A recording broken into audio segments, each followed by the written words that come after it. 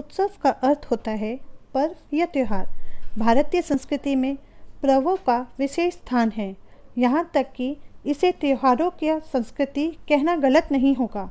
कुछ उत्सव किसी प्रांत में मनाए जाते हैं तो कुछ भारत भर में, भले ही नाम अलग अलग हों।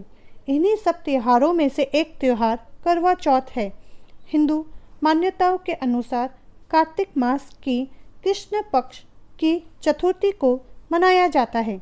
करवा चौथ की बहुत सी पुरानी कथाओं के अनुसार ये व्रत की परंपरा देवी देवताओं के समय से चली आ रही है।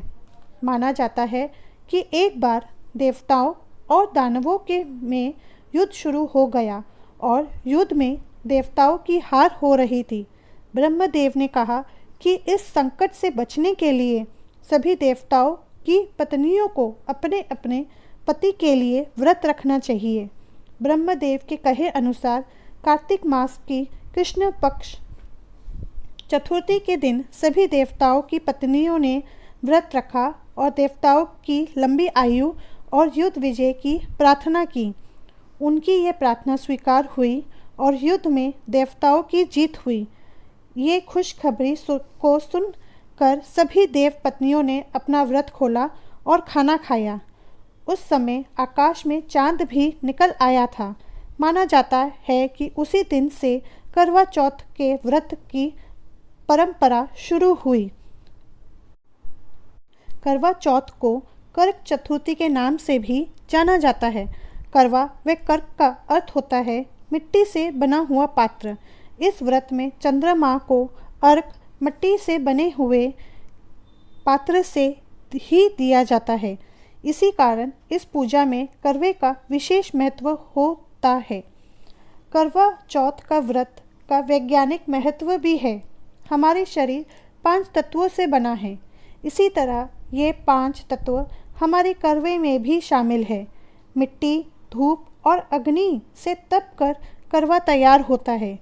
उसमें जल भर के आकाश में चंद्रमा को देखते हुए अर्घ दिया जाता है। करवा चौथ का व्रत उत्तरी भारत में विशेष रूप से बड़े धूमधाम से मनाया जाता है, परंतु इस युग में एक दूसरे को देखकर अन्य प्रांत की महिलाएं भी इस व्रत को धूमधाम से मनाने लगी हैं। करवा चौथ का व्रत सूर्य उदय से करीब 4 बजे के बाद शुरू होकर रात्रि में चंद्रमा दर्शन के बाद संपूर्ण होता है। इस व्रत में शिव परिवार और कर्क माता की पूजा अर्चना का विधान है। करवा चौथ का व्रत सिर्फ सुहागिन स्त्रियां ही रखती हैं। पति और पत्नी के बीच के गठबंधन और आपसी प्रेम को मजबूत करता है।